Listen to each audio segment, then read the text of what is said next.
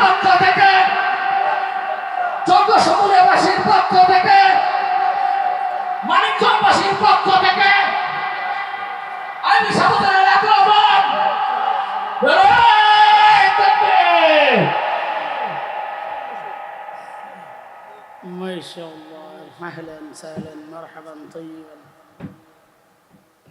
মাওলানা আইয়ুবী মানিকগঞ্জের সন্তান, কিন্তু গর্ব সারা বাংলাদেশের। না খালি আপনাকে, হ্যাঁ আপনি কই না, সারা বাংলাদেশের, সারা বাংলাদেশের। আল্লাহ আমার ভাইকে, আল্লাহ আমার দুস্থকে কবুল করে, দেশ ও জাতির খিদমতে আল্লাহ কবুল করে, নেক হায়াত দেখ, সুস্থতার সাথে বাকি জীবন আল্লাহ তাআলা যেন চালিত করেন। আর সেই রকম স্বাস্থ্য, সুস্বাস্থ্য আল্লাহ দান করেন। রাস্তাঘাটে চলে আল্লাহ তাআলা সবসময় যেন তার নিরাপত্তার চাদরে ঢেকে রাখে। আমি বড় মায়া করে বলি, একটা গান গাই, একটা গান দোস্তের সামনে একটা গান আমি গাই, জামু খুব মজা লাগে শুনতে না?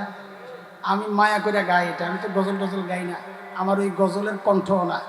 গজল সুন্দর গাইতে পারে আমার দোস্ত, মাঝে মাঝে চাপ দিয়া শুনবেন।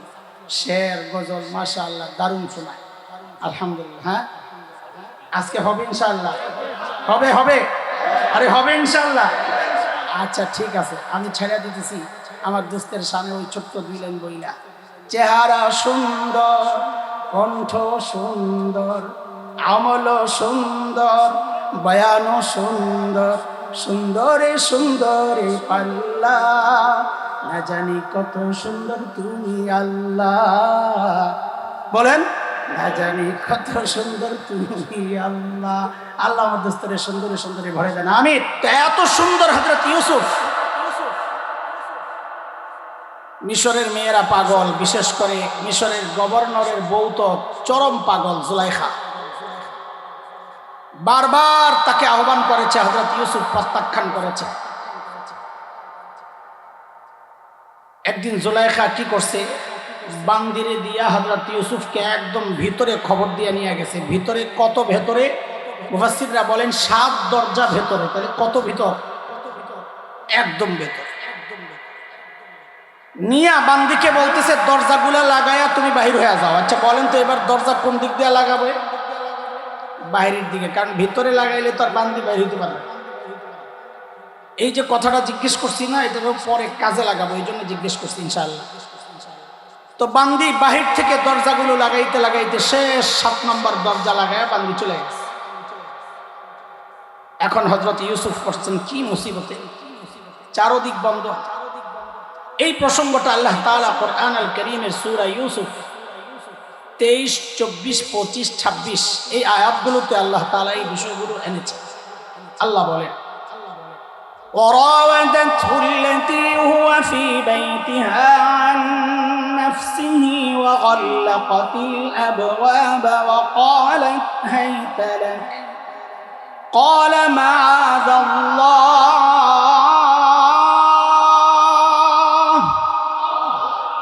إنه ربي أحسن مثواي إنه لا يفلح الظالمون।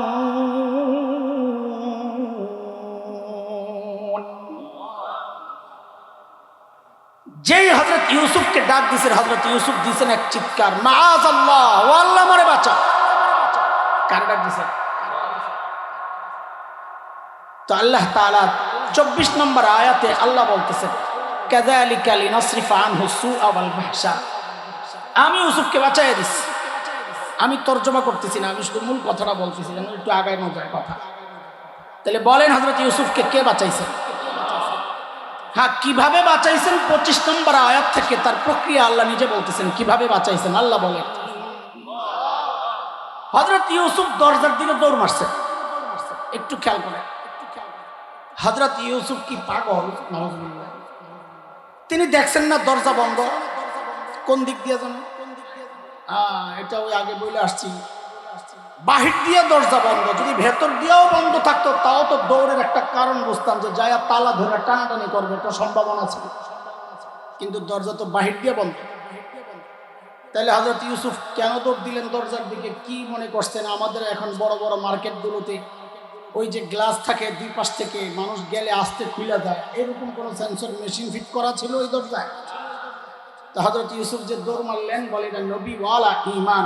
হযরত ইউসুফ চিন্তা করেছেন আমি যে আল্লাহকে ডাক দিয়েছি ওই আল্লাহ আমাকে একা ছাড়তে না, ওই বিশ্বাসে দৌড় মারছে। যেই দৌড় মারছে জুলাইখা পেছন দিয়া থাবা মারছে। আচ্ছা, থাবা মারলে কোন দিক দিয়া মারবে? না সামনে দিয়া? থাবা মাইরা জামা ছিঁড়ছেন পিছন দিয়া। মনে রেখেন খালি কথাটা, পরে কাজে লাগাবো। জামা কোন দিক দিয়ে ছিঁড়ছে? যেই দরজার সামনে গেছেন দরজা খট করে খুলে গেছে। বলছেন কে? হ্যাঁ, এই সবগুলো কথা একবারে জোড়া লাগবে, এখন খালি আমার সাথে বলতে থাকেন। দ্বিতীয় দরজার সামনে গেছে, ওইটাও খুলে গেছে। তৃতীয়, চতুর্থ, পঞ্চম, ষষ্ঠ, সপ্তম, একদম শেষ দরজা খাট করে যখন খুলছে, যাই পড়ছে জুলাইখা নিজের স্বামী মিশরের গভর্নরের সামনে হাতে নাতে ধরা। যেই জামাইয়ের সামনে পড়ছে বেটির জায়গায় একটা পোল্ট্রি মারছে। পোল্ট্রি নিজের জায়গায় ঘুরে গেছে। ঘুরে কি বলে? قالت ما جزاء من أراد بأهلك سوءا, আপনার স্ত্রীর সাথে যে অপকর্মের চেষ্টা করলো তার বিচার কি হওয়া উচিত? দেখছেন নি কারবার? দোষ করলো নিজে চাপায়া দিতেছে আরেকজনের কান্দে, পুরাই হাসিনা স্টাইল। না ঠিক কিনা?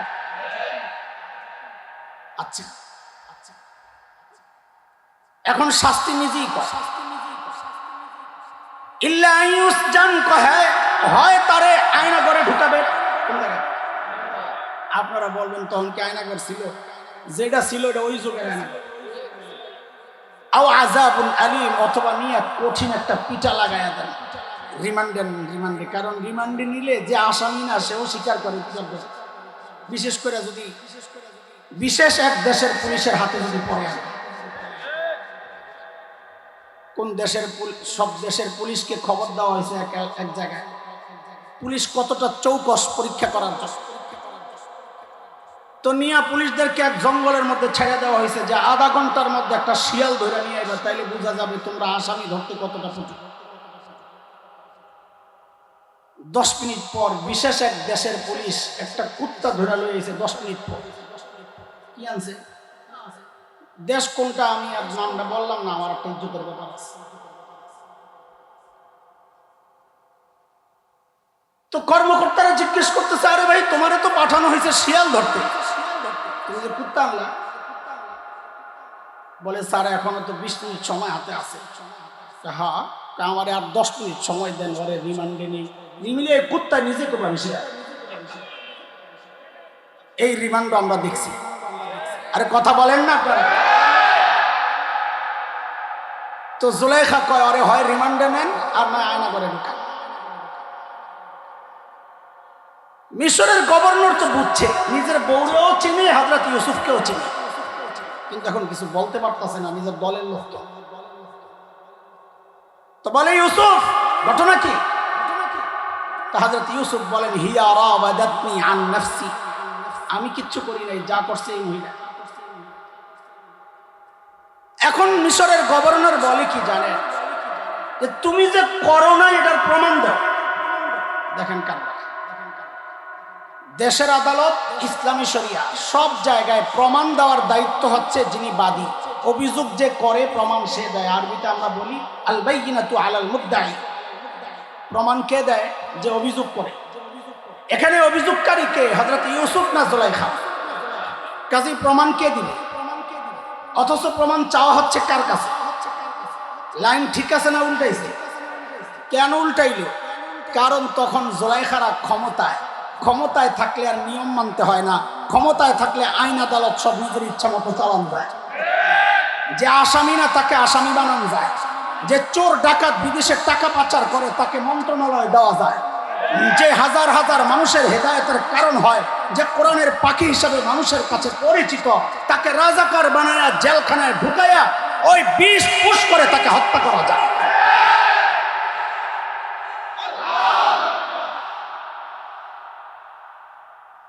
এটা হচ্ছে ক্ষমতার দাপট।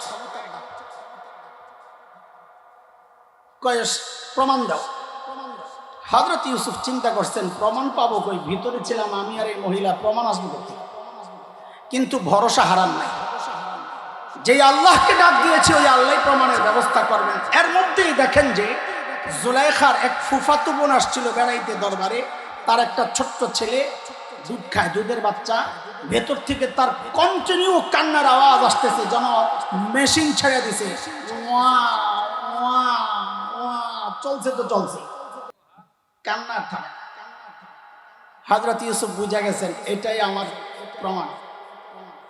বলে প্রমাণ দিবে ওই পিচ্চিটা। জুলাইখা মনে মনে কয় চান্দুক খাইছ ধরা, অস্বীকার কর্তা, তোমারও প্রমাণ নাই আমারও প্রমাণ নাই, এমন এমন একটারে প্রমাণ বানাইলে ওকে জিজ্ঞেস করলে ও বলবে ওয়া আর খাইবা বাড়ি। পিচ্চিরে আনার সাথে সাথেই পিচ্চির কান্না থাইমা গেছে।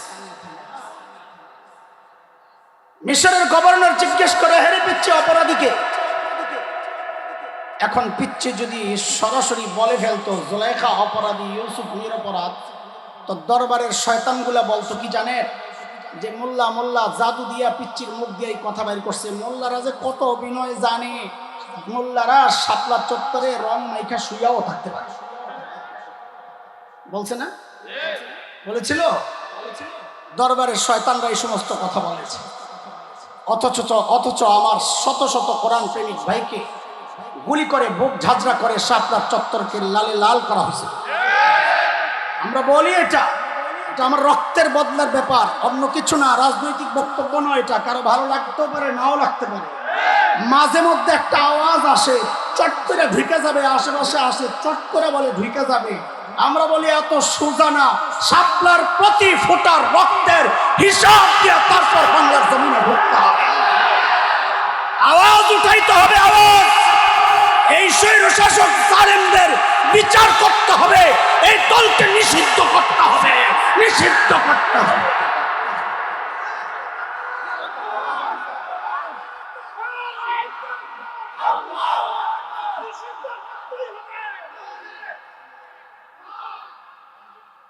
হযরত ইউসুফ আলাইহিস সালাম যখন প্রমাণ চাইলেন, এখন পিচ্চির মুখ দিয়ে আল্লাহ কথা এমন লাইনে বের করতেছেন, এখন আর এদিক ওদিক যাওয়ার কোনো রাস্তা নাই।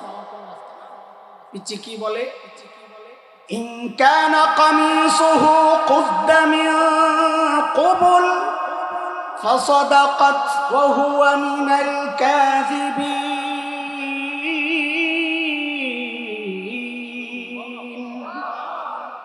ওয়া ইন কানা কামিসুহু কুদ্দা মিন দুবুর ফাকাযাবাত ওয়া হুয়া মিনাস সাদিকিন। বলে জামা চেক করেন, ইউসুফের জামা চেক করেন। যদি দেখেন জামার সামনে দিয়ে ছিঁড়া, তো মনে করবেন জুলাইখা নিরপরাধ, ইউসুফ অপরাধী। জুলাইখাকে ইউসুফ ধরতে গেছে, জুলাইখা আত্মরক্ষার্থে নিজেকে বাঁচানোর জন্য ইউসুফকে ধাক্কা ধুক্কা দিছে, যে সামনে দিয়া জামা ছিঁড়ে গেছে। ওই পেছনে রেখে আসছি কথা, জামা জানি কোন দিক দিয়ে ছিঁড়ছে। হায় আল্লাহ, চেক করে যেই দেখছে জামা পেছন দিয়া ছিঁড়া, পেছন দিয়া ছিঁড়া মানে ইউসুফ পালাইতে গেছে, জুলাইখা থাপা মারছিল, ধইরা জামা ছিঁড়ে লাইছে। ফালাম্মা রাআ কামিসাহু কুদ্দা মিন দুবুর, যেই দেখছে জামা পেছন দিয়া ছিঁড়া, এখন হযরতে ইউসুফকে কি বলে, ওই স্বামী জুলাইখার স্বামী কি বলে, ইন্না কাইদাকুন্না আযীম।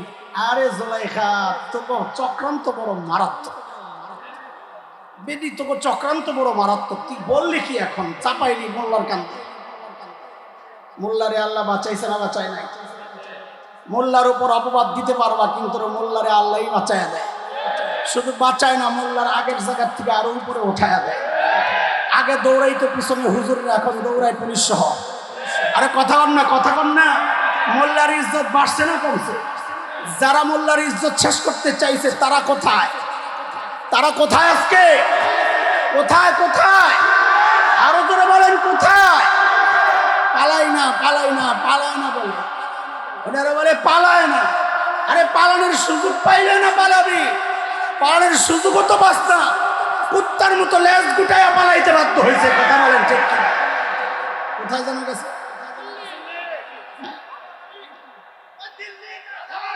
আস্তে আস্তে না না, অপবাদ দেওয়ার দরকার নেই। অনেকে অপবাদ দেয়, অপবাদ দেওয়ার দরকার কি? তার অন্যায় অপরাধ এত লম্বা লিস্ট, তার অপবাদ দেওয়ার তো দরকার নাই। ওরি টান দিলেই তো হিসাব করা যাবে না, অরিজিনাল টান দিলেই তো হিসাব করা যাবে না। নকল রানোর দরকার কি? বেশির থেকে বেশি বলা যাবে আপন জনের কাছে। বলেন কোথায়? কারণ গত 16 বছর আমাদেরকে এই বিষ খাওয়ানোর চেষ্টা হয়েছে। ভারত আমাদের আপনজন, ভারত বলে আমাদের বন্ধু, কত কিছু দেয় আমাদেরকে, আলু দেয়, পেঁয়াজ দেয়, চিনি দেয়, গম দেয়, গরু দেয়, কত কিছু দেয়। যেই 5ই আগস্ট পোলাপাই বাংলাদেশ থেকে মাখন যাওয়ার পাইপটারে কেটে দিল, মাখন যাওয়া যেই বন্ধ করে দিল, এখন সব দেওয়া বন্ধ করে এখন একটা দেওয়া চালু করে দিছে, সেটা হলো এখন খালি হুমকি দেয়, হুমকি দেয়, হুমকি দেয়। কয়দিন তো দেখছি ওই যে সাংবাদিক আছে একটা, বানর সাংবাদিক, ওষুধ বিক্রেতা, কি যে লাফাইতো, আল্লাহু আকবার, খালি কয় পেঁয়াজ দেব না, বাংলাদেশিদেরকে পেঁয়াজ দেব না। আমি বলি দিস না, আমাকে আপাই শিখায় গেছে পেঁয়াজ ছাড়াও তরকারি রান্না করা লাগবো না, তোকে পেঁয়াজ তোরাই খা। যেই পেঁয়াজ আনা বন্ধ করলাম, এখন দেখি দাদারা পেঁয়াজের বস্তা সামনে লইয়া বসে বসে কান্না করে। কি খবর দাদা? দাদা মরে যাচ্ছি দাদা, বাংলাদেশিরা পেঁয়াজ খাচ্ছে তো তোরা খা। বেটা হেডন নাই, হুমকি দেশকে দেখছি তো হেডন, সিনেমার মধ্যেই এরকম ফালান যায় প্রতিপক্ষরে, বাস্তবে গেলে সব বেড়ে দৈরা রেখে দেয় পাকিস্তানি। আরে কথা বলেন না, কথা বলেন না, এই জন্য মনোবল হারায়েন না, ওই হুমকি ধমকি দেখা ভয় পায়েন না।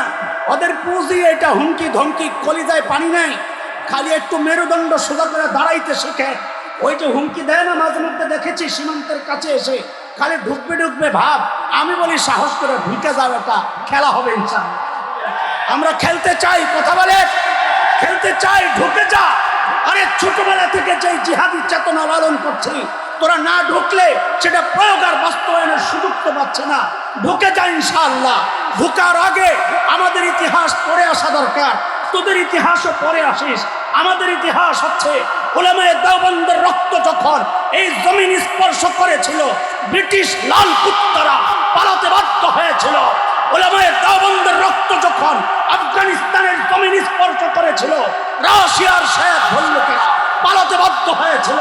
সাম্প্রতিক কালে উলামায়ে দেওবন্দের রক্ত আবারও যখন তালেবানদের শরীর হয়ে আফগানিস্তানের জমিন স্পর্শ করেছে, নেটো, আমেরিকা, ওই কুত্তারা লেজ গুটায়া পালাতে বাধ্য হয়েছে। আল্লাহর কসম, বাংলাদেশকে নিয়ে নতুন চক্রান্ত হচ্ছে। খোদার কসম খায়া বলি, যদি আমার স্বাধীনতা সার্বভৌমত্ব আক্রান্ত হয়, যদি আমার দ্বীনের শরিয়া সংস্কারের নামে আক্রান্ত হয়, কোরআন বিরোধী কোনো আইন পাশ করার চিন্তা করা হয়, আল্লাহর কসম একটাকে পালাতে দেওয়া হয়, পালাতে দেওয়া হয়।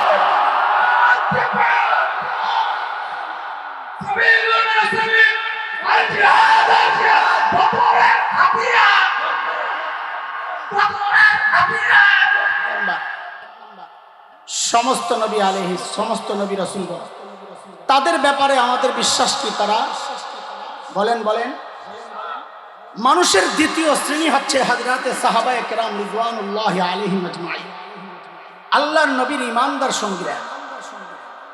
সাহাবীদের ব্যাপারে আহলুস সুন্নাহ ওয়াল জামাতের আকীদা হচ্ছে সমস্ত সাহাবী নবীদের মতো নিষ্পাপ না, তবে সাহাবীরা মাগফুর, আল্লাহ কর্তৃক ক্ষমাপ্রাপ্ত, আল্লাহ তাদেরকে মাফ করে দিয়েছে। বলেন সাহাবীদেরকে আল্লাহ, এখন আল্লাহ কেন মাফ করছেন আল্লাহ জানেন।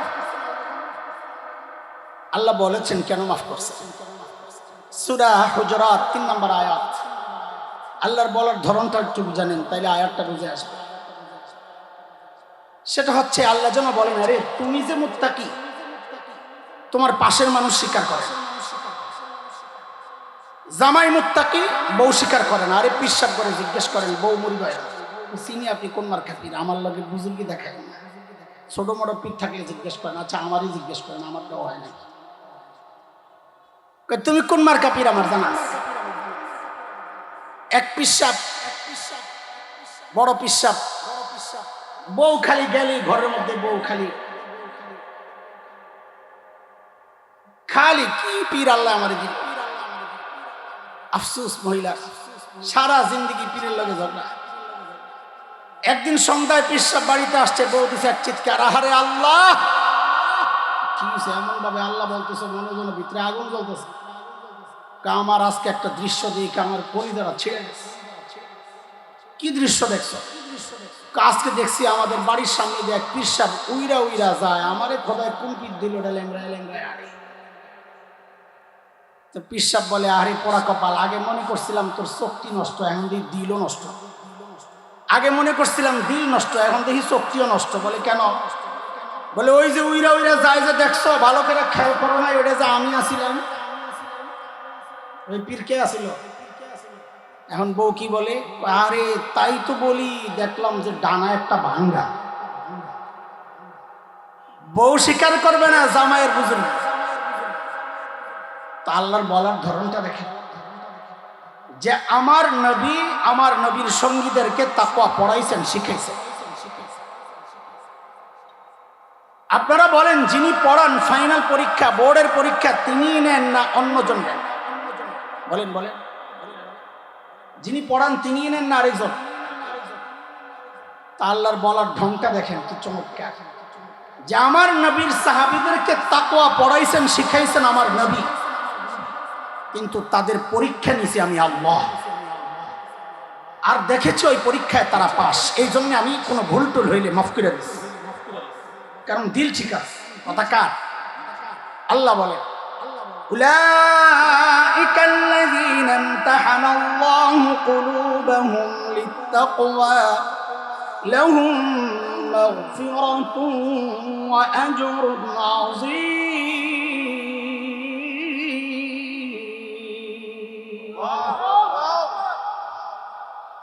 তো সাহাবীদের ব্যাপারে আহলুস সুন্নাহ ওয়াল জামাতের আকীদা হচ্ছে, সাহাবীরা মাগফুর, আল্লাহ কর্তৃক ক্ষমাপ্রাপ্ত। আল্লাহ সাহাবীদেরকে কি করে দিয়েছে? যাদেরকে আল্লাহ মাফ করেছেন, এখন আমার দায়িত্ব হলো বসে বসে তাদের দোষ তালাশ করা, তাই না? আমার দায়িত্ব হলো তাদেরকে নিয়ে সমালোচনা করা, তাই না? আমার দায়িত্ব হলো তাদেরকে নিয়ে এমন লেখা লেখা যেন ওই লেখা পড়ে অটোমেটিক কেউ সাহাবী বিদ্বেষী হয়ে যায়, তাই না? তো শুনে রাখেন, এই মুবারক কাফেলাকে নিয়ে যারা কথা বলবে, তাদের লেখনী, সাহাবীদের বিরুদ্ধে যাদের লেখনী যায়, বক্তব্য যায়, আপনি চোখ বন্ধ করে সিদ্ধান্ত নিতে হবে, এই মানুষ আর যাই হোক হকপন্থী কেউ হইতে পারে না, সে গোমরাহর পথভ্রষ্ট। কথা ঠিক? কয় গ্রুপ গেল? পড়া মুখস্থ হইতেছে তো। শেষ গ্রুপ আমরা, নবী আর সাহাবী ছাড়া আমরা যারা আছি। আমাদের অবস্থা হচ্ছে, আমাদের ব্যক্তিগতভাবে হয়তো কেউ গুনাহমুক্ত আছেন, আছেন নিশ্চয়ই, নাইলে দুনিয়া আছে কেন? কিন্তু সামষ্টিকভাবে আমরা প্রায় না, আমরা সবাই গুনাহ করেছি, করছি, করে যাচ্ছি। আমাদের আলোচনাকে সাজানোর জন্য আমরা আমাদের গুনাহগুলোকে আজকে 3টা ভাগে ভাগ করতে চাই। কয় ভাগ? বলেন কয় ভাগ? 1 নাম্বার, আমাদের বহু গুনাহ এমন আছে যেগুলোকে আল্লাহ তাআলা এমনি মাফ করে দেন। কে বলেছেন? আমি জিজ্ঞেস করব কে বলেছেন। আপনাদের তো দলিল দেওয়া লাগবে না, আপনারা খালি বলবেন আল্লাহ বলছেন, বাকিটা তো আমার কাজ। তো ডরান কে? তো বলেন কে বলেছেন? আল্লাহ বলেন, ওয়ায়াফু আন কাসীর, বহুজনের বহু গুনাহ আমি এমনি মাফ করে দিই। আমাদের গুনাহগুলো কয় ভাগ? আমি কিন্তু আলোচনার বিষয়বস্তু এখনো ঠিক করি নাই, ভূমিকা চলতেছে, ভূমিকা চলতেছে। আমি বলে খালি ফাঁকি দেই আপনাকে, এই জন্য আজকে বলছি শক্ত না। এইবার দেখবো আমার ওটা না আমি উঠি। আজকে দেখা ব্যয় কই আসেনি না, আছে বহুত ব্যস্ত। আমার আজকে না ওঠান পর্যন্ত আমি সালাম কি 10টা 12টা। চলো, এর আগের বার বলে আমি ফাঁকি দিয়ে গেছি, এই সারা বছর আমার জ্বালাইছে, আমি বলে ফাঁকি দিয়ে গেছি। আমি জানি না মা, আমারও কাছে খাওয়ার দাওয়া আছে, ভেজালটা কোন জায়গায় লাগছে? বিয়ে আমার বাড়িতে একদিন খাবে, ঠিক আছে খাবো। পরে মাহফিলের দিন শুনি বয়ান কখন, কিসের বয়ান? আজকে আমি কি আজকে বয়ান? আমার বয়ান হলো নবাবগঞ্জ। আমি জানি খাওয়ার দাওয়ার খাই আমি যাবো বয়ান। এমন তো হ্যাঁ মাথা খারাপ, আমারও মাথা খারাপ। তো বুঝছি আসলে আমাদের খাওয়ার দাওয়াত এটা আমাদের কপালে নাই। আমাদের দাওয়াত খাওয়ানোর জন্য দেয় না, দেয় কিছু কথার লেগে লোকে খাওয়াই দেয়। এইবার বুঝে শুনিয়ে আসছে। তো আমাদের বহু গুনাহ আছে যেগুলো আল্লাহ এমনি মাফ করে দেয়। আমাদের গুনার দ্বিতীয় প্রকার হচ্ছে যেগুলো আল্লাহ তাআলা আমাদের নেক আমলের দ্বারা মিটায়। কার কথা? আল্লাহ বলেন ইন্নাল হাসানাত ইউযহিবনাস সাইয়্যাত। বহু গুনাহ আল্লাহ নেক আমলের দ্বারা মিটায়। যেমন আপনাদেরকে একটা হাদিস শোনাই আমি। নবী আলাইহিস সালাতু ওয়াস সালাম বলেন, কেউ দুরূদ শরীফ পড়ে, ইয়া নবী সালামু আলাইকা বলে টান না মারলে আপনার কোনো তাল আসে না। এলাকায় নাই মাশাআল্লাহ, তো এমনি পড়লেন তো না, বলেন সাল্লাল্লাহু আলাইহি ওয়াসাল্লাম। নবী আলাইহিস সালাতু ওয়াস সালাম বলেন, মান হাজ্জা লিল্লাহ ফালাম ইয়ারফাস ওয়া লাম ইয়াফসুক রাজাআ কায়াউমিন ওয়ালাদাতহু উম্মুহু। আল্লাহর নবী বলেন, কেউ যদি আল্লাহর জন্য হজ করে, কার জন্য? আরো জোরে বলে, আরো জোরে বলে। এই হজ কার জন্য করে? হজ কার জন্য করে? তো হজ তো করে আল্লাহর জন্য, তাহলে নবী এটা বলার দরকার কি কেউ যদি আল্লাহর জন্য হজ করে? বোঝা গেল ঝামেলা আছে। কিছু লোক পাওয়া যাবে যারা আল্লাহর জন্য হজ করে। তারা কারা? বলে তারা আপনার সমাজে অভাব নেই। বলে দুই চারজন দেখান তো দেখেন, হজের আগেও দাড়ি কাটতো, হজের পরেও দাড়ি কাটতো, হজের আগেও ঘুষ খাইতো, হজের পরেও ঘুষ খায়, হজের আগেও সুদ খাইতো, হজের পরেও সুদ খায়, হজের আগেও দুর্নীতি করতো, হজের পরেও দুর্নীতি করতো, হজের আগেও সন্ত্রাস করতো, হজের পরেও সন্ত্রাস করতো। আছে না নাই? হজের দ্বারা পার্থক্য কি হয়েছে? চরিত্রের পার্থক্য হয় নাই, নামের পার্থক্য হয়েছে। হজের আগে আসিল সুদখোর, হজের পরে আলহাজ সুদখোর। কথা ঠিক? হজের আগে আসিল ঘুষখোর, হজের পরে আলহাজ ঘুষখোর। হজের আগে আসিল সন্ত্রাসী, হজের পরে হাজি ছিলেন। একবারে উদাহরণ সহ মাইরা দিলাম। হজের দ্বারা চরিত্র চেঞ্জ হয় নাই, নাম চেঞ্জ হয়েছে। অথচ নবী আলাইহিস সালাম বলেন, হজটা যদি আল্লাহর জন্য হতো আর ওই হজটা যদি গুনাহমুক্ত থাকতো, তাইলে ওই হজটা আল্লাহর কাছে এত দামি হয়ে যাইত। নবী বলেন, ওই ব্যক্তি যদি হজ করার পর যখন বাড়িতে আসতো, ওই হজের দ্বারা নেক আমলের দ্বারা তার গুনাহগুলো আল্লাহ এমন ভাবে মিটাইয়া দিবে যেন আজকেই তার মা তাকে জন্ম দিবে। এমন নিষ্পাপ আল্লাহ বানায়া দেন একজন হাজীকে। সুবহানাল্লাহ। আমাদের হজের ফজিলত বয়ান করা আমার উদ্দেশ্য না।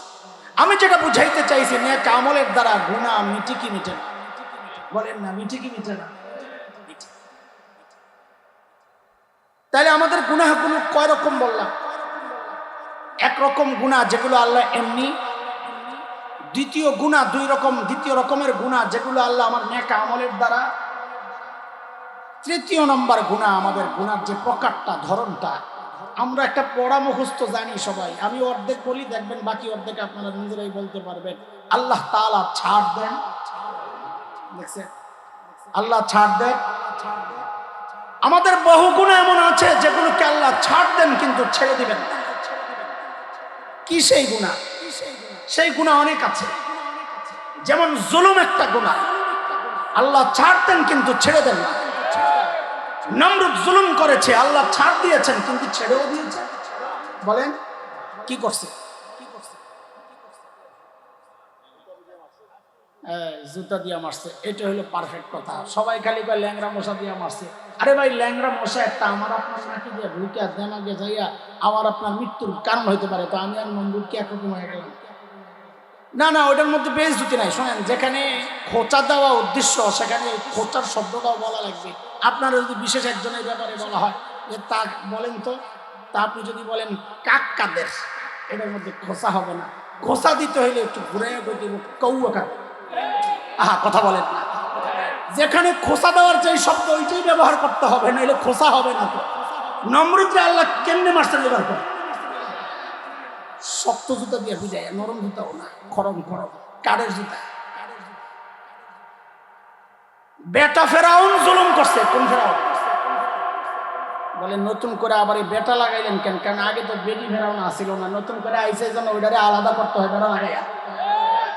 বেটা ফেরাউন জুলুম করছে, আল্লাহ ছাড় দিছেন কিন্তু ছেড়ে দেন। কি করছে? সুবাইয়া মারছে, এটা ঠিক আছে। বেটি ফেরাউন 16 বছর জুলুম করছে, আল্লাহ ছাড় দিছেন কিন্তু ছেড়ে দেন। পালাইতে বাধ্য হয়েছে। সামনেও যদি কেউ জুলুম করে তারাও পালাতেই বাধ্য হবে। সামনেও যদি কেউ কোরআন সুন্নাহ নিয়ে এদিক ওদিক করার চেষ্টা করে তারাও পালাতে বাধ্য হবে।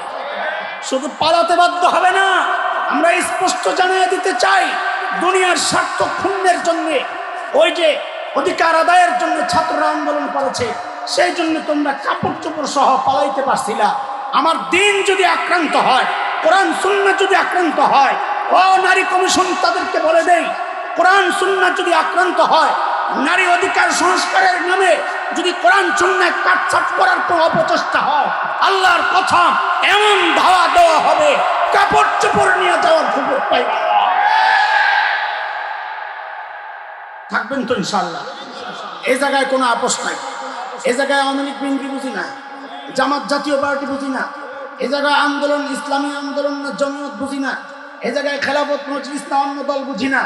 এই জায়গায় আমাদের একটাই পরিচয়, আমরা কোরআন সুন্নাহকে ভালোবাসি, কোরআন সুন্নাহ মানি। আমরা মুসলমান, ইসলাম আক্রান্ত হবে আমরা সব এক হয়ে যাবো ইনশাআল্লাহ।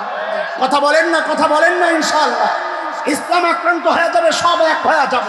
এই বাংলার জমিনে ইসলামের বিরুদ্ধে কোন আইন যদি পাস করতে হয়, আমাদের রক্তের উপর দিয়ে পাস করতে হবে, লাশের উপর দিয়ে পাস করতে হবে।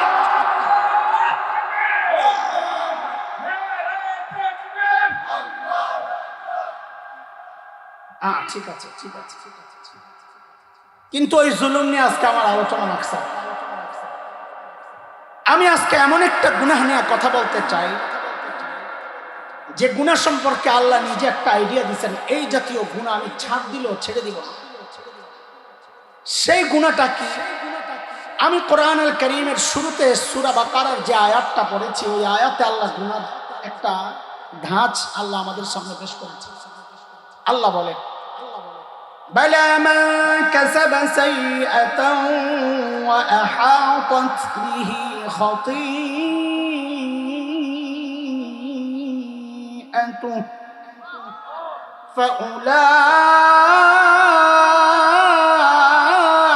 ফাউলাইকা আসহাবুন নার হুম ফিহা খালিদুন।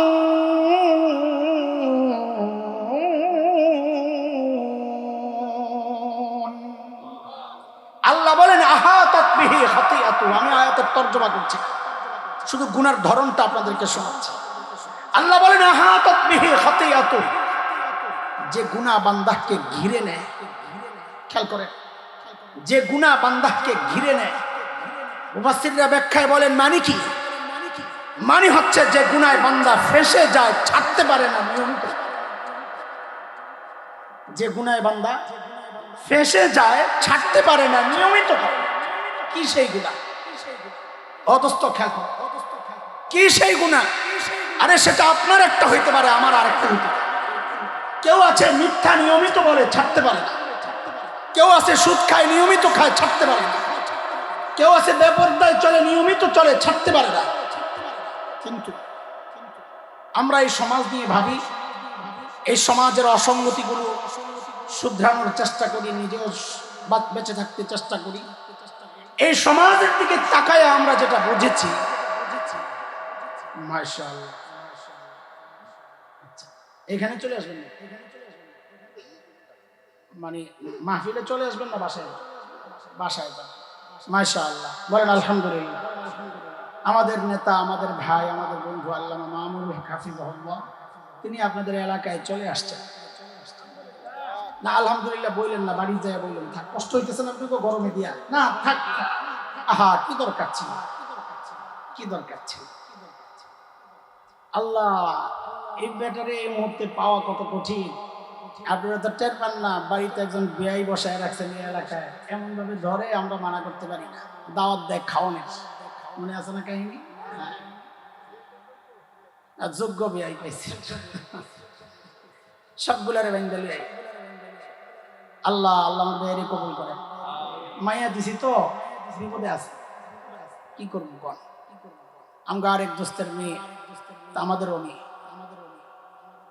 তো যাই হোক, আল্লাহ তাআলা বলতেছেন যে গুনাহ বান্দাকে ঘিরে নেয়। বলছিলাম এই সমাজের দিকে তাকায় আমরা বের করেছি যে এমন 5টা গুনাহ আছে যে গুনার মধ্যে সমাজের বহু মানুষ জড়ায়, ছাড়তে পারে না। আমি একটা একটা বলবো, আর একটু খোঁচা দেওয়ার জন্য আস্তে করে বলবো, পারলে অস্বীকার করেন তো। এর মধ্যে 1 নম্বর, কয় গুনাহ বলছি? কয়টা বলেন তাড়াতাড়ি। 1 নম্বর হচ্ছে এমন একটা গুনাহ যে গুনার মধ্যে এই আমার মতো এমন কোন সূরত ওয়ালাও জড়িত, আপনাদের মতো সাধারণ মানুষও জড়িত, কোন পীর জড়িত, কোন মুরিদও জড়িত, কোন খতিব জড়িত, মুসল্লিও জড়িত, আরে মুহাদ্দিস মুফতিও জড়িত, সাধারণ মানুষও জড়িত, জওয়ানও জড়িত, বুড়াও জড়িত, নারীও জড়িত, পুরুষও জড়িত। সমাজের বিশাল শ্রেণী যে গুণের মধ্যে জড়িত, সেই গুণটার নাম হচ্ছে গীবতের গুনাহ। পারলে অস্বীকার করো। 2 জন বসলেই বাস কাম শাস্তি, তৃতীয় আরেকজনের বদনাম শুরু হয়। কথা কি ঠিক? কয়টা গুনাহ বলবো? 1 নম্বর গুনাহ বলেন। 1 নম্বর গুনাহ গীবতের গুনাহ। হ্যাঁ, তাকায় না, ওটা হলো হুন্ডার বহরটা যেটা আনছিল ওনাকে, ওটা পাস করতেছে, গাড়ি চলে গেছে ভিতরে, খামাখা ওই পিছনের দিকে তাকায় ধোকা খায় না। সুবহানাল্লাহ। বাপসাপ তো ভালো লাগে না, কিরে তোরা রেডি করছিস কি জন্য? তোরা হুন্ডার আওয়াজটা দিস না, মানুষ খালি পিছনের দিকে তাকায়, আমার বয়ান নষ্ট। আল্লাহ, ঠিক আছে, একটা তাকবীর দেন, লিল্লাহি তাকবীর। এত আস্তে তাকবীর দিয়ে জিহাদ করা যাবে না। লিল্লাহি তাকবীর। আল্লামা মামুনুল হক সাহেবের আগমন, আল্লামা খালিদ সাইফুল্লাহ আইয়ুবীর আগমন, মাশাআল্লাহ, আল্লাহ কবুল করে। 1 নম্বর গুনাহটার নাম বলেছি, বলেন। 2 নম্বর যে গুনার মধ্যে আগের যাদের কথা বলেছি, হুজুর, সাধারণ মানুষ, মুফতি, মুরিদ, মুহাদ্দিস, সব, এর সাথে সাথে ছোট্ট ছোট্ট বাচ্চা যাদের গুনাহ করার বয়স হয় নাই, এমন একটা গুনাহ সমাজে ছড়ায় আছে, ওই বাচ্চারাও জড়ায় গেছে সেই গুনাহ। সেই গুনাহটার নাম হচ্ছে টাচ মোবাইলের গুনাহ। পারলে অস্বীকার করে। আমরা এই গুনাহ থেকে বের হতে পারছি না। কয়টা গেল বলেন, তাড়াতাড়ি বলেন, কয়টা? মোট কয় গুনাহ? 3 আর 4। এই সমাজের অধিকাংশ পুরুষ এই 2টা গুনাহে জড়িত। 1 নম্বর হচ্ছে এই সমাজের অধিকাংশ পুরুষ দাড়ি কাটার গুনাহে জড়িত। আপনি এই মজলিস দেখলে বুঝবেন না তো। আপনি হাটে যান, ঘাটে যান, বাজারে যান, কলেজ ইউনিভার্সিটিতে যান, দেখেন যায় অধিকাংশ মানুষ দাড়ি কাটার গুনাহে জড়িত। কয়টা গেল? 4 নাম্বার, এই সমাজের অধিকাংশ পুরুষ টাকুর নিচে কাপড় পরার গুনাহে জড়িত। পারলে অস্বীকার করে। যা দেখেন, রাস্তায় দাঁড়ায় দেখেন, কয় গুনাহ গেল? 5 নাম্বারটা বললে অনেকে নিতে পারবেন না, বিশেষ করে আমার মা বোনরা তো আমার উপর খেপেই যাবে।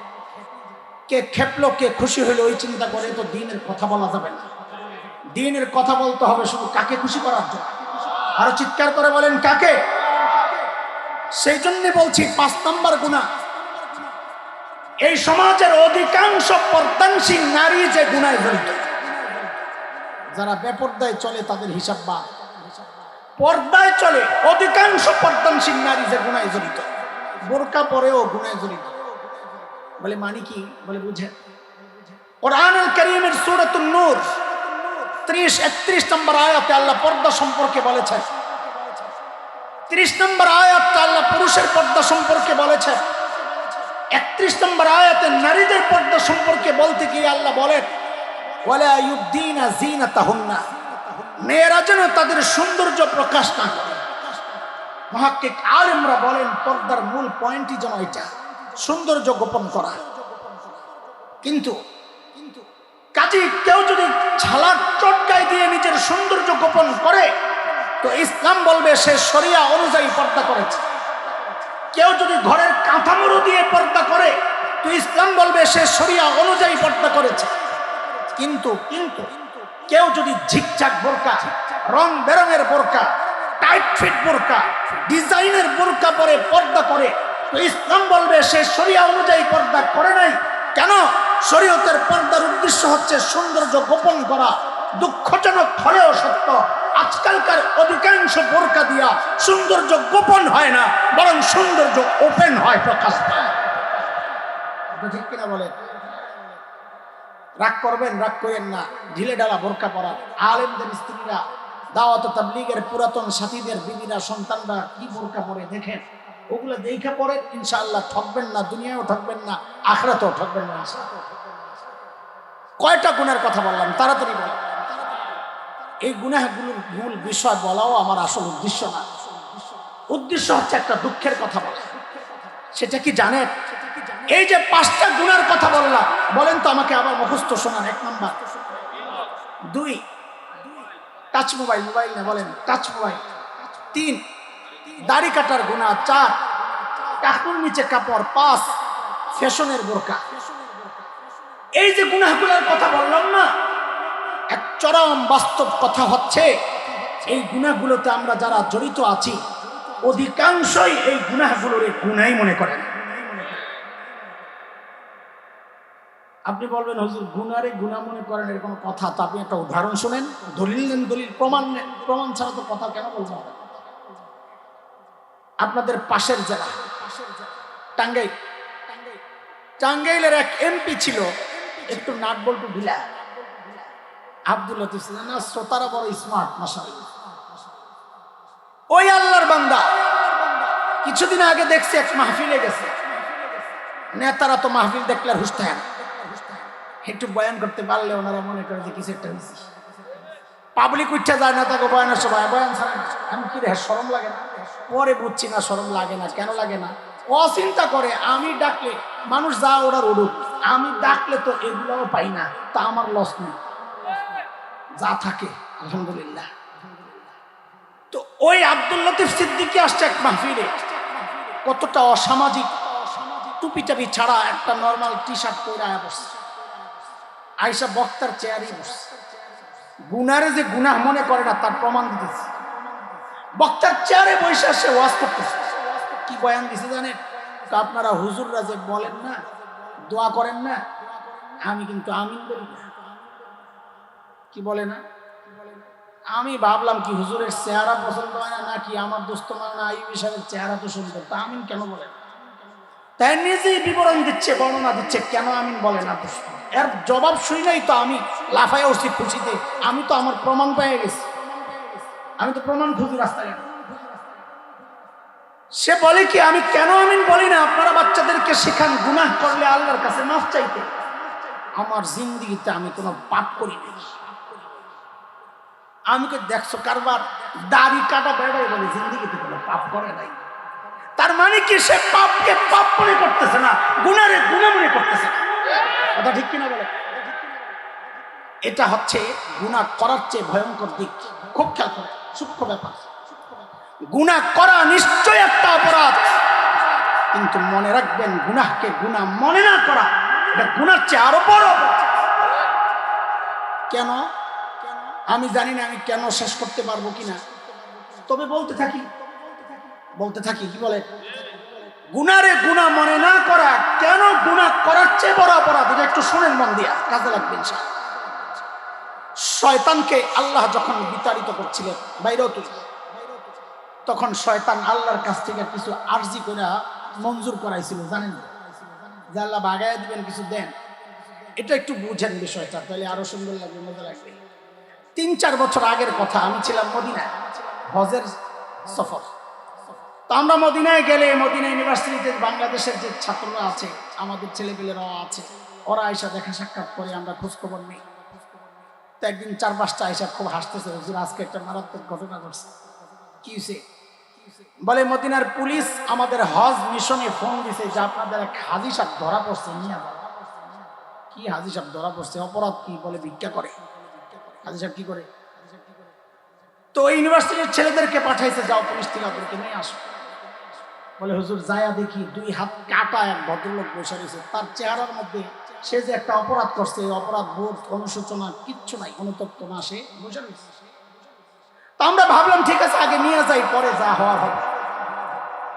তো আনতে আনতে রাস্তায় জিজ্ঞেস করতেছি হাত কাটাকে। তো বলে হুজুর ছিলাম তো ডাকাত, ধরা পড়ে গণপিটুনি খায়া হাত 2টা হারাইছি। বলে হুজুর ও এমন ভাবে বলতেছে বিষয়টা মনে হয় যেন ডাকাতি কোনো অপরাধ না, একটা সম্মানজনক পেশা। অফিসে আনলাম, কর্মকর্তাদের সিদ্ধান্ত তাকে হজ করতে দেওয়া হবে না, দেশে ফেরত পাঠানো হবে, রিটার্ন টিকিট আনা হচ্ছে। সে বুঝছে যে আমাদের দেশে পাঠাই দিবে। সে বলে হঠাৎ করে জিজ্ঞেস করে আপনারা যে আমাদের দেশে পাঠাইয়া দিবেন খালি হাতেই দিবেন না, আমার কিছু দিবেন না? দেখছেন নি কান্না। আমি এই গল্প শোনার সাথে সাথে ইবলিসের কথা মনে করছি। ঠিক ইবলিসের কাহিনীটা এমনই ছিল।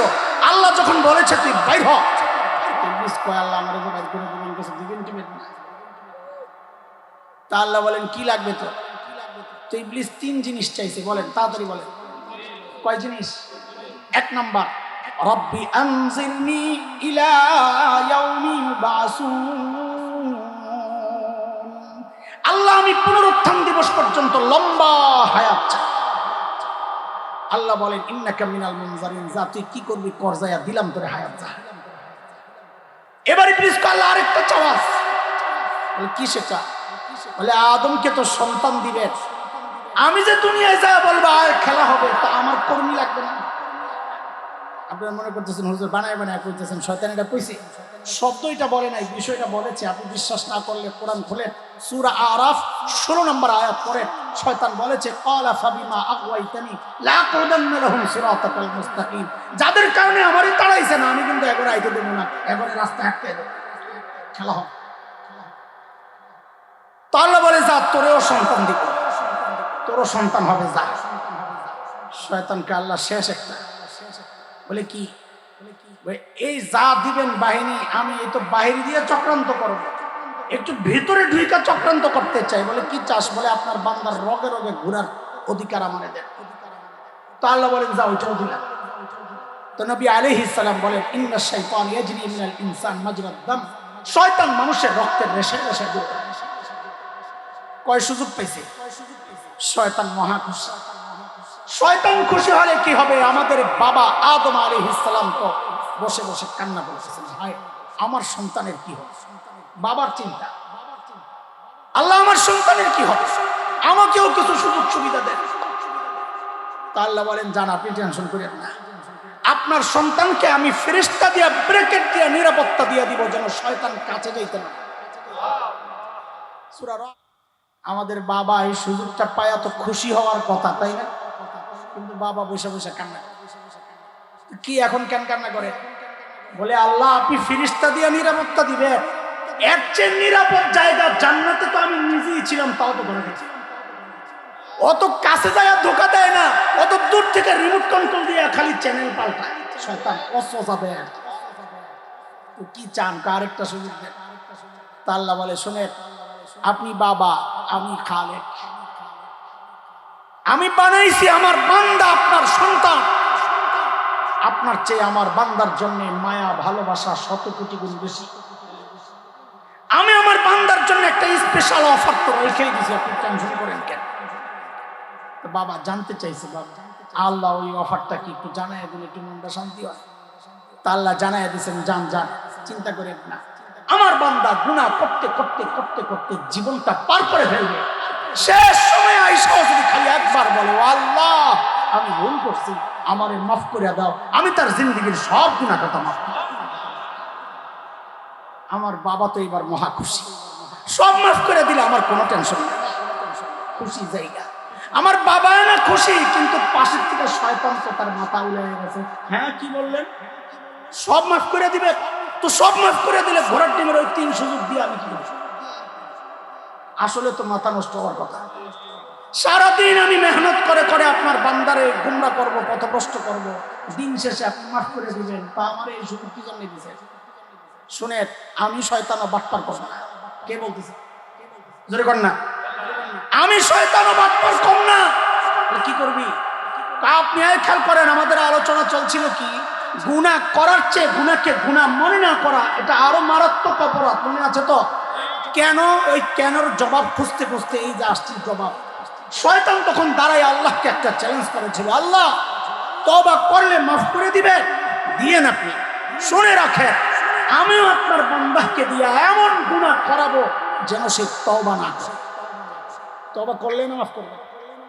তা আমি এমন গুনাহ করাবো যেন তওবাই না করে। মুহাক্কিক আলেমরা পেরেশান হয়ে গেছে। আরে ওই গুনাহ কোনটা? যে গুনাহ মানুষ করে কিন্তু তওবা করে না। খুঁজতে খুঁজতে খুঁজতে খুঁজতে পাইছে, আরে এটা তো খুব সাধারণ গুনাহ আমরা মনে করি, আসলে তো ভয়ঙ্কর গুনাহ। ওই গুনাহ কোনটা? যে মানুষ গুনাহ করে তওবা করে না। ওই গুনাহ হচ্ছে ওই গুনাহ যে গুনাহ মানুষ করে কিন্তু গুনারে গুনাহ মনে করে না। গুনারে গুনাহ মনে করে না। এই ক্যাটাগরির 1 নম্বর গুনার নাম হচ্ছে বেদাত। বেদাত ওই ভয়ঙ্কর গুনাহ যে গুনাহ মানুষ করে কিন্তু গুনারে গুনাই মনে করে না। আরে গুনাহ মনে করলে তো বেদাত হইতো না। বেদাত তো হয় সওয়াবের আশায়, তো সে তওবা কেন করে? এজন্য দোস্ত, গুনাহ কিছু যদি হয়েও যায়, আমি গুনাহ মনে করব। দাড়ি কাটতেছেন গুনাহ মনে করেই কাটেন। পর্দা করেন না গুনাহ মনে করেই করেন। টাকনোর নিচে কাপড় পরেন গুনাহ মনে করেন। কেন? কোন একদিন অনুশোচনা জাগলে তওবার সুযোগটা থাকে, রাস্তা খোলা থাকে। গুনারে গুনাহ মনে না করলে তো তওবার সুযোগ পাইবে। আমি কি কথা বুঝাইতে পারতেছি আপনাদের? এখন আপনাদেরকে জিজ্ঞেস করি, সেই গুনাহ ছাড়া দরকার। আমি তো ছাড়তে চাই ইনশাআল্লাহ। আল্লাহ তুমি তৌফিক দাও, আল্লাহ তুমি সহজ করে দাও। হাত নামান তাড়াতাড়ি। কিন্তু আমার একটা প্রবলেম আছে, আমার একটা প্রবলেম আছে। সেই প্রবলেম হচ্ছে, আমি আমারটাই বলতেছি, আমি আগেই বলেছি ওয়াজ আমি আমারই করতেছি। আমার প্রবলেম হচ্ছে গুনাহ ছাড়তে চাই, ছাড়তে পারি কেমনি কেমনি জানি এদিক ওদিক হয়ে যায়। এই সমস্যা তো মানিকগঞ্জে কি বলে না আছে নাকি? গান বাজনা তো হয় না এলাকায়, গান বাজনা হয় বেশি হয়। ওহ, ওয়াজের পরেও হয় না, তার মানে গুনাহ আমরা ছাড়তে পারি না। এখন ছাড়তে চাই কিনা তাই কম, তো ছাড়তে পারি না যে। আমাদের বড়দের কাছেও যখন আমরা এই অভিযোগ নিয়ে যাই, হযরত গুনাহ ছাড়তে চাই, ছাড়তে পারি না, তা আমাদের বড়দের কিছু খাস পরামর্শ, কোরআন সুন্নাহ ভিত্তিক খাস কিছু পরামর্শ, এমন অনেকগুলো পদ্ধতি, একটা বিষয় আমাদেরকে শিখাইছেন বড়রা। আপনাদের সামনে আমি একটা বলতে থাকি হযরতরা আসা পর্যন্ত। একটা আপাতত শোনেন, একটা চিন্তা যদি দিল আর দিমাগের মধ্যে বসাইতে পারে, আমি কসম করব না, তবে দায়িত্ব নিয়ে বলছি, তখন আপনার জন্য গুনাহ ছাড়া না দেখবেন, তখন আপনার জন্য গুনাহ করাটা কঠিন হবে। শুনবো তো ইনশাআল্লাহ। আমি একটু দ্রুত জবাব চাই আপনাদের কাছে। আমরা যদি গুনাহ করতে আগাই অথবা গুনাহ করি, দুনিয়ার কেউ না দেখলেও আমাদেরকে একজন দেখেন, তিনি। আরো জোরে চিৎকার করে বলেন। হ্যাঁ, জবাব তো সহি, জবাব ঠিক আছে, কিন্তু এই জায়গায় আমরা আল্লাহ বলবো না। কি বলবো?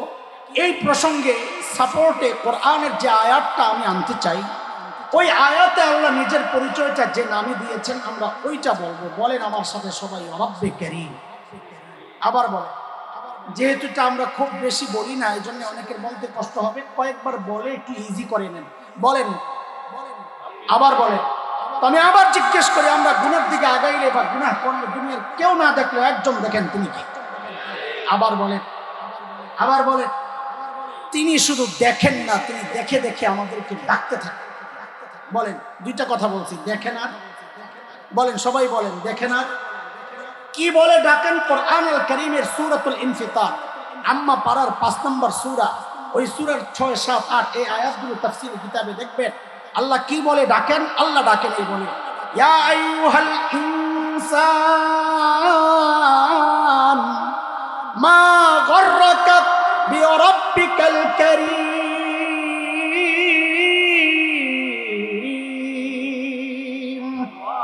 ও মানুষ, ওই কারীম রবের ব্যাপারে তোমার কে ধোকায় ফেললো? আরে কার কাছ থেকে কি পেয়ে তুমি তোমার কারীম রব? দেখেন, আমি জানি, এই যে আমি আয়াতটা পড়লাম, আয়াতের অর্থ বললাম, আল্লাহর ডাকটা বললাম আপনাদেরকে, আল্লাহ কি বলে ডাকে। আমি বুঝতেছি ডাক্তার ওজনটা আপনাদের এখনো বোধগম্য হয় নাই, হৃদয়ে এখনো বসে নাই ডাক্তার ওজনটা, কেন শব্দের অর্থগুলো ওইরকম আমাদের জানা নাই। এই জন্য দুইটা শব্দের অর্থ তুমি বলি তো দেখবেন ডাক্তার ওজনটা বুঝে আসবে। শব্দ দুইটা, ওই যে কি বলেছি আমাদেরকে কে দেখে জোরে গণ, তো দুইটা শব্দ, একটা হচ্ছে কারীম আরেকটা হচ্ছে, বলেন আবার বলেন, একটা হচ্ছে আরেকটা হচ্ছে কারীম কাকে বলে, রব কাকে বলে, এই অর্থটা যদি বুঝে যান তো ইনশাআল্লাহ দেখবেন আল্লাহর ডাকের ওজনটা কত এটাও বুঝে আসবে। আরবিতে কারীম বলে, খেয়াল করেন খুব শেষের ফিনিশিং এর কথাগুলো একটু মনোযোগ দিয়ে শোনেন, এতক্ষণ যা বুঝাইতে চাইছি সব বেকার যাবে। কারীম কাকে বলে? আরবিতে কারীম বলে ওই দাতাকে যিনি না চাইতেই দেন, না চাইতে জবাব দেন। চোখটা চায়া পাইছিল না, কান, হাত পাও, নাকটা, জিহ্বাটা, একবারে বলেন তো শরীরের কোন অঙ্গটা আমরা চায়া পাইছি? বলেন বলেন। এই সব না চাইতে যেই মালিক দিয়েছেন তার নাম কি? কারীম। কারীম শুধু কি বলেন, তার নাম কি? কি দেওয়ার পর আবার এই অঙ্গগুলোকে লালন পালন করেছেন, বাঁচিয়ে রেখেছেন, সংরক্ষণ করেছেন, নিরাপত্তা দিয়েছেন যেই মহান সত্তা, তাকে বলে রব। তাকে বলে, দুইটা মিলে কি হলো জোরে বলেন। আচ্ছা একটা উদাহরণ শুনেন, তাহলে এই ডাক্তার ওজনটা বুঝে আসবে। একটা উদাহরণ শুনেন, উদাহরণটা হচ্ছে, আচ্ছা বলেন তো মানুষের মধ্যে, যুবকরা একটু খেয়াল করো বাবা, মানুষের মধ্যে আমাদেরকে সবচাইতে বেশি ভালোবাসেন কে? যদি বলেন, আরো জোরে বলেন। আরে এই নামটার মধ্যেও যে কি মধু আছে, শুনলে তো মজাই লাগে, যার নাই সে না। একটু জোরে বলেন তো, সবচেয়ে ভালোবাসেন কে? মার কলিজায় যে আল্লাহ কত দরদ আর মমতা আর মায়া আর ভালোবাসা দিয়েছেন, যা আল্লাহ ছাড়া দুনিয়ার কেউ বুঝবে না। মা জানেন তার দিলে কত মায়া, আমরা বুঝবো না। আমি মাঝে মধ্যে আমার বাচ্চাদেরকে জিজ্ঞেস করি, এই মা চিনো? বাচ্চারা বলে, এই জাম্মু। আমি বলি না, শোনো, মা দুনিয়ায় ওই একমাত্র মানুষ, ঘরে খাবার আছে যা, মা যদি মনে করেন এই খাবার থেকে যদি আমি একটু খাই তো আমার বাচ্চারা পেট পুরে খেতে পারবে না, মা ওই মানুষ ওই মুহূর্তে নিজের পেটে প্রচন্ড ক্ষুধাটা গোপন করে, ক্ষুধাটা চাপা দিয়ে একটা অভিনয় করবেন, কি আম্মুর ভাল লাগতেছে না, বমি বমি লাগতেছে, আম্মু খাবো না, তোমরা খায়া নাও, অথচ ক্ষুধায় পেটটা জ্বলতেছে। মাই মানুষ, ঘরে আপেল আছে 3টা, বাচ্চাও 3টা, মা ওই মানুষ ওই মুহূর্তে একটা অভিনয় করে বলবেন কি, আম্মু আপেল পছন্দ করি না, তোমরা খায়া নাও। জীবনে স্যাক্রিফাইস যে মানুষটা করেছেন, ঘরে একটা ভালো খাবার তৈরি হলে আমাদের মুখে না দিয়া যিনি কোনোদিন খান নাই তা দিন। আরে এই জন্যই তো বাবা আর মায়ের মধ্যে কিছু মাসআলা ফকিহরা মুফতিরা আলাদা করেছে। যেমন একটা মাসআলা আপনাদেরকে শোনাই, কোন সন্তান যদি বাবা মার আগে মৃত্যুবরণ করে, মাসআলা হচ্ছে বাবা তো সন্তানের লাশের পেছনে পেছনে যেতে পারে, বাবা সন্তানের কবরেও নামতে পারে। বলে কেন, বাবার কলিজায় কি মায়া দয়া নাই?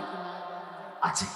বাবাও চিৎকার করে করে কান্না করবে, কিন্তু বাবাকে আল্লাহ ওই শক্তি মনোবল দিয়েছেন, বাবা সন্তানকে দাফন করে উপরে ওঠার মতো ক্ষমতা রাখেন।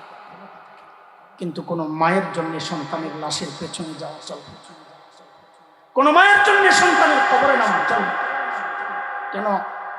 কারণ দুনিয়ায় এমন কোনো মা নাই যে সন্তানকে দাফন করার জন্য কবরে নেমে সন্তানকে শোয়া ওই মা সুস্থ অবস্থায় আবার উপরে উঠবেন, এমন কোনো মা জগৎ নেই।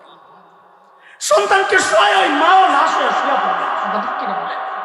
আমি একটু জিজ্ঞেস করি আপনাদেরকে, জবাব দিয়ে, এই যে মার কলিজায় এত বড় এত মায়া আর মমতার ভালোবাসার কারণটা কি? মা আমার 2 চোখের 1 চোখ বানাইছেন সেই জন্য।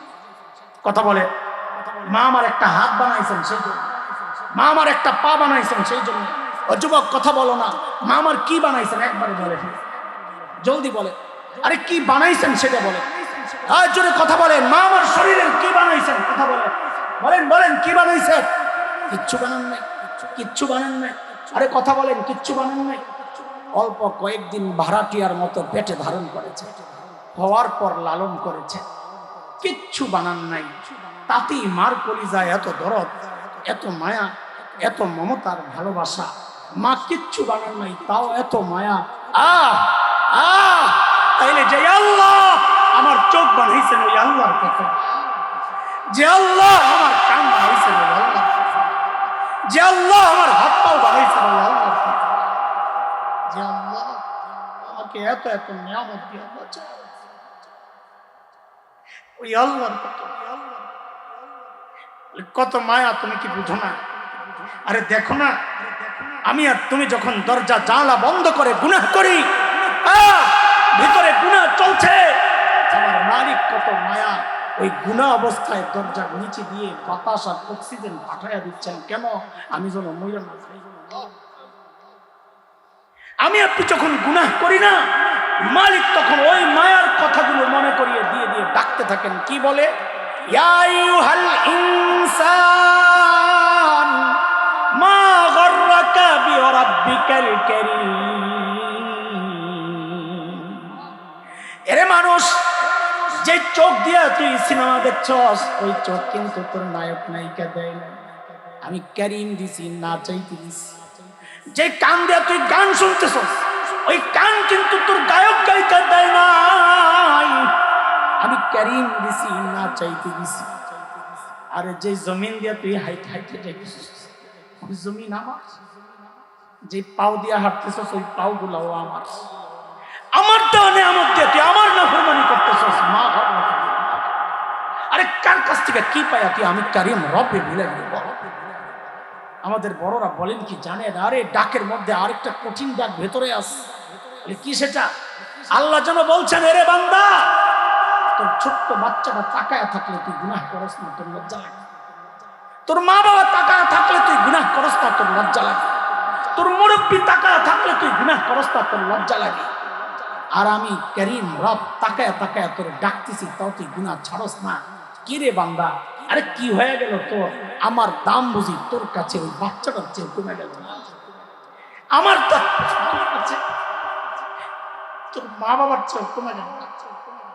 আমার দাম বুঝি তোর কাছে আমার মাখলুকের চেয়ে কমে গেল না?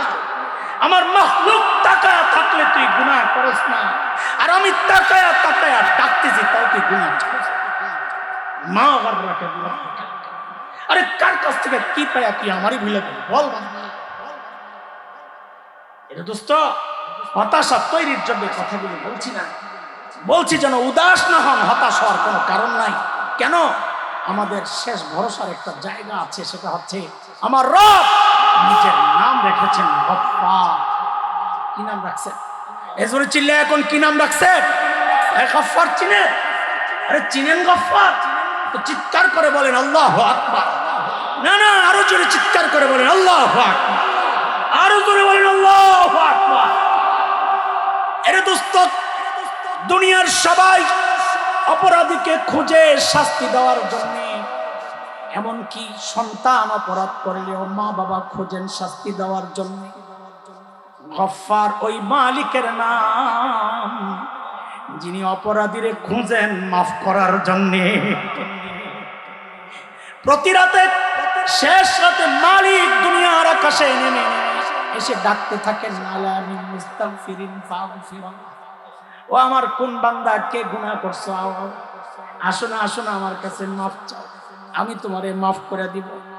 আমাদের মতো হতাশ বান্দা যদি জানতে চায়, ওগো আমার মালিক আপনি মাফ করবেন কত, তো গফফারের পক্ষ থেকে জবাব চলে আসে, রে বান্দা তুই গুনাহ করছস যত।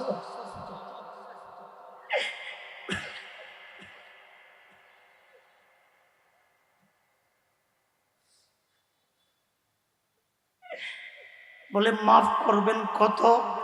বলে তুই গুনাহ করছস যত। তাও একটু কত বলেন না। তো হাদিসে কুদসি আল্লাহ বলেছেন, নবী আলাইহিস সালাম তার ভাষা দিয়ে আমাদেরকে জানাইছে, তার শব্দ দিয়ে আমাদেরকে জানাইছে। আল্লাহ বলে, আমার বান্দার গুনার পরিমাণ যদি সারা দুনিয়া ভরে যায়, ভরতে ভরতে যায় যদি ওই আসমানের সাথে যায় লাগে। ও দুনিয়ার মানুষ, আসমান কত দূর জানেন? বিজ্ঞানীরা নক্ষত্র আবিষ্কার করেছে লক্ষ লক্ষ কোটি মাইল দূরে। আসমান কত দূর এখন পর্যন্ত আবিষ্কার থাক দূরের কথা, কল্পনাও করতে পারছে না। আল্লাহ তাআলা বলেন, আমার বান্দার গুনার পরিমাণ যদি সারা দুনিয়া ভরে যায়, সারা দুনিয়া ভরে যদি যায় ওই আসমানের সাথে যায় লাগে, তা আল্লাহ বলে আমার লা উবালি, হাদিসের শব্দ এটা, লা উবালি, আমার কোনো পরোয়া নাই। আমার বান্দা ওই সব গুনাহগুলা নিয়ে যদি আমার কাছে আইসা বলে, ও আল্লাহ, ও আমার মালিক, আমি ভুল করছি, আমারে মাফ করে দেন, আল্লাহ বলেন আমার কোনো পরোয়া নাই, আমি আমার বান্দার সব গুনাহ মাফ করে দিব। আরো চিৎকার করে বলেন না আল্লাহু আকবার। এমন মালিক থাকতে কেউ গুনাহ নিয়ে যদি ঘুমাইতে যায়, তার মতো পোড়া কপাল দুনিয়ায় তো কথা বলে। আমি মাঝে মধ্যে নিজের ধিক্কার দিয়ে বলি, আরে জালিম, তোর কাছে তোর কলবের চেয়ে তোর জুতার মূল্য তোর কাছে বেশি। আমি আমারে বলতেছি, আপনাদের কেন আমার জুতার মূল্য আমার কলবের চেয়ে বেশি বলি? কারণ জুতার মধ্যে ময়লা লাগলে ধোয়ার জন্য অস্থির হয়ে যায়। একটু উপরে বালি থাকলে বাচ্চাদেরকে বলি, আপু বাইরে যাবো, জুতাটা একটু মুছে দাও, হ্যাঁ। অথচ দিলটা গুনাহ করতে করতে ময়লা হয়ে আছে, ওইটারে ধোয়ার কোনো চিন্তা আমার মনে হয়। তার মানে কি আমার কাছে আমার কলবের চেয়ে আমার জুতার মূল্য বেশি। মুসলমান, মুখে একটু ময়লা লাগলে ধোয়ার জন্য অস্থির হয়ে যায়, অথচ কলবটা যুগ যুগ ধরে ময়লা হচ্ছে, এটাকে পরিষ্কার করার কোনো মাথা ব্যথা আমাদের কারো নেই। অথচ জুতা ধোয়ার চেয়ে আমার কলব ধোয়া ছিল আরো ইজি, সহজ। আমার চেহারা ধোয়ার চেয়ে আমার কলব ধোয়া ছিল আরো সহজ। আমার কাপড় ধোয়ার চেয়ে আমার দিলটা ধোয়া ছিল আরো সহজ। কারণ ওইটা ধুইতে পানি ভিজাইতে হয়, সাবান লাগাইতে হয়, ডলতে হয়, ঘষতে হয়, হ্যাঁ, এগুলারে উপর থেকে আচার মারতে হয়, শুকাইতে হয়, আয়রন করতে হয়, আবার আগের মতো করতে হইলে কত মেহনত কষ্ট করতে হয়। অথচ দিলটা ধোয়ার জন্য এত কিছু লাগে না, বরং সারা জিন্দেগীর গুনাহগুলো একসাথে কইরা আল্লাহর কাছে একবারে যদি কেউ তওবা করে, তো নবী আলাইহিস সালাম বলেন, আত-তাইবু মিনাজ যামবি কামান লা যামবালা, একজন প্রকৃত তওবাকারী আল্লাহর কাছে এমন পবিত্র হয়ে যায় যেন সে জিন্দেগিতে কোনো গুনাহই করে না। এমন সুযোগ যারা গ্রহণ করে না, বলেন আপনারা তাদের মতো পোড়া কপাল আর কে আছে? আল্লাহ আমাদেরকে হেফাজত করে। আমি আবারও জিজ্ঞেস করি, আমরা গুনাহ ছাড়বো তো ইনশাআল্লাহ? দুইটা প্রতিজ্ঞা করব, দুইটা প্রতিজ্ঞা। এই রাস্তাটা ক্লিয়ার করো, আমাদের ভাই আল্লামা খালিদ সাইফুল্লাহ ইউবি সুলতানুল ওয়াইজিন আসতেছেন, রাস্তা পরিষ্কার করো। আমার সাথে দুইটা প্রতিজ্ঞা করে বলেন ইনশাআল্লাহ, নেকি যতই ছোট হোক ছাড়বো না। না না, ইনশাআল্লাহ আমার কথার উপর ইনশাআল্লাহ বললে হবে না, আপনারা কথাটা আগে বলেন। বলেন নেকি যতই ছোট হোক ছাড়বো না, গুনাহ যতই ছোট হোক করবো না। বলেন ইনশাআল্লাহ। বলেন আবার, নেকি যতই ছোট হোক কি করব না, গুনাহ যতই ছোট হোক করব না ইনশাআল্লাহ। কিভাবে এটা কেমনে বাস্তবায়ন করবেন?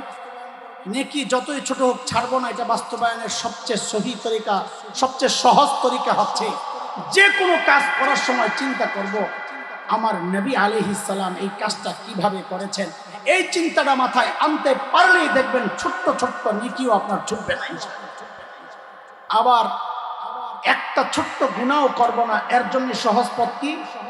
যদি যে কোনো কাজ করার সময়, যে কোনো কথা বলার সময় যদি একবার চিন্তা করেন যে আমার আখিরাত বরবাদ হচ্ছে না, তো এই আখিরাত বরবাদ হচ্ছে না, এই চিন্তাটা মাথায় আনতে পারলেই দেখবেন ছোট্ট ছোট্ট গুনাহও আপনার ছুটে গেছে ইনশাআল্লাহ। ছাড়বো তো ইনশাআল্লাহ। মাশাআল্লাহ, একটা তাকবীর লাগাও, বুঝতে আসছে। পড়া মুখস্থ করার মতো আমার সাথে সাথে আজকের কথাগুলো আমরা মুখস্থ করবো ইনশাআল্লাহ। দোস্ত, আল্লাহ সুবহানাহু ওয়া তাআলা আমাদেরকে মানুষ হিসাবে যে দুনিয়ায় পাঠিয়েছে, আমাদের দুই পাশে দুইটা ভিন্ন চরিত্রের সৃষ্টি আল্লাহ রেখেছে। একদিকে ফেরেশতা, আরেকদিকে শয়তান। ফেরেশতাদের চরিত্র সম্পর্কে আল্লাহ সুবহানাহু ওয়া তাআলা সূরাতুত তাহরীম 6 নম্বর আয়াত, এই আয়াতে আল্লাহ বলেন, লা ইয়াসুনাল্লাহা মা আমারহুম ওয়া ইয়াফআলুনা মা ইউমারুন। ফেরেশতাদের চরিত্র হচ্ছে ফেরেশতারা গুনাহ করতে পারেন না। কি বলেছি একটু বলেন তো? ফেরেশতারা করেন না বলি নাই, কি বলেছি? পারেন না। ঠিক তার উল্টা হচ্ছে শয়তান। শয়তান ভালো কাজ করতে পারে না। এই যে ভিন্ন দুই চরিত্রের দুই সৃষ্টি, এই দুই চরিত্রের মিশেলে সংমিশ্রণে আল্লাহ আমাদেরকে মানুষ বানাইছে। মানুষের মধ্যে ফিরিস্তা গুণও আছে, মানুষ ভালো কাজ করে। আবার মানুষের মধ্যে শয়তানি গুণও আছে, মানুষ শয়তানি কম করে।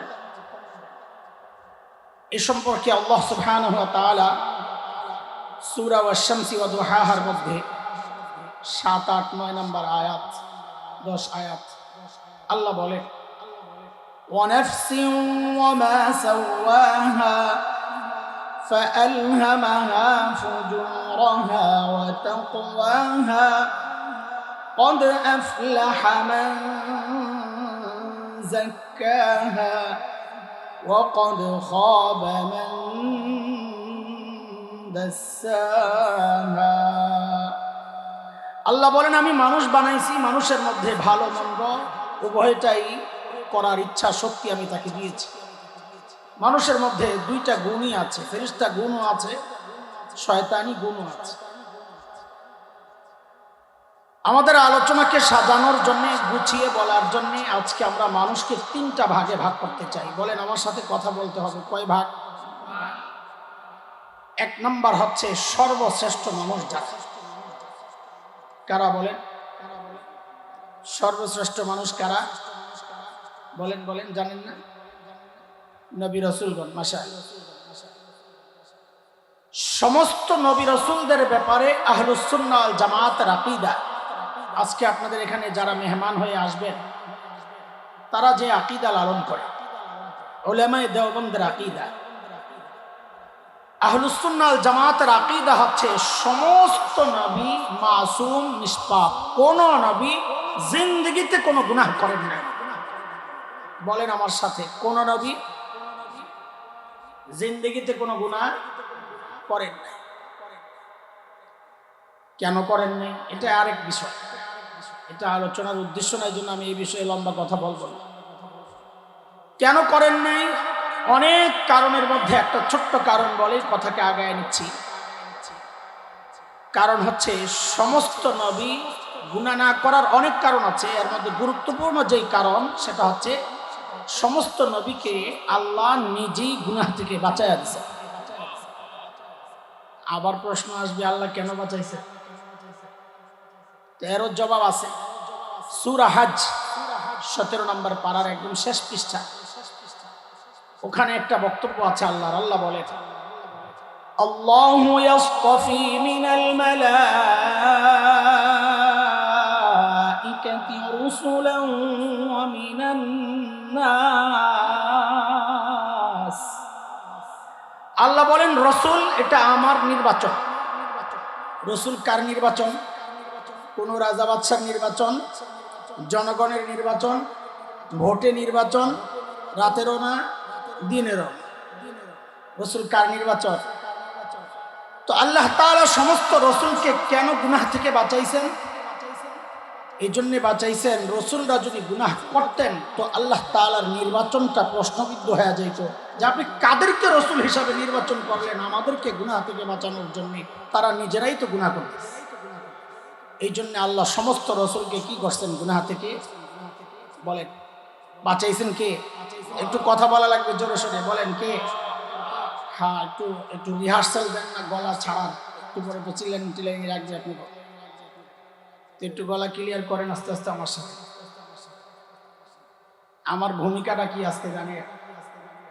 আপনাদের এই এলাকার কি অবস্থা জানি না। আমাদের কুমিল্লা অঞ্চলে খালে বিলে বা পুকুরে মাছ ধরতে গেলে, মাছ ধরার আগে, বড়শি ফেলানোর আগে ওই কুড়া বলে, ওই যে ধানের গুঁড়া আছে, কি বলে? কুড়া বলে। কুড়ার সাথে গোবর মিক্স করে, শুটকি মুটকির গুঁড়া মিক্সড করে, এগুলারই পুকুরের মধ্যে ফালাইলে মাছ আসে, তো বসি ফালাইলে ধরে। এখন বসি তো পরে ফেলাবে, আমি আইসি একটু কুড়া ছিটাইতে, যেন মাছ হাজির হয়, পরে যারা আসবে তারা এসে বসি দিয়ে মাছ ধরে। বুঝে আসছে না কথা? আমি কুড়া ছিটাইতে আসছি। তো বলেন আমাকে, সমস্ত রসুলকে গুনাহ থেকে কে বাঁচাইছে? যেমন একটা উদাহরণ দিই আপনাদের।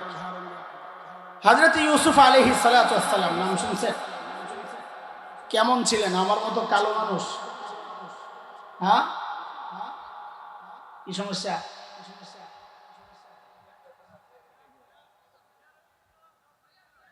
আহারে আস্তে আস্তে, আপনারও তো আমি দেখতেছি, আপনি আমার দেন না স্যার, আমি তো দেখতেছি তো, আমি দেখলে উনি কেন দেখবেন? আহা থাক না, এখন লাড়ালাড়ি করলে ঝামেলা আছে। একটু পরে করবো ক্যামেরা সরানো, ওই সামনে এরকম আমরা দেখি বাধা একটা সামনেই থাকুক, তাহলে এই পর্যন্ত আর আসলো না আক্রমণটা। ঠিক আছে, আরে দেখে কি করবে, ওর পিছনে দেখা যায়। শোনেন, খেয়াল করেন, কথা বলেন না, তাহলে আমাদের মনোযোগ নষ্ট হয়।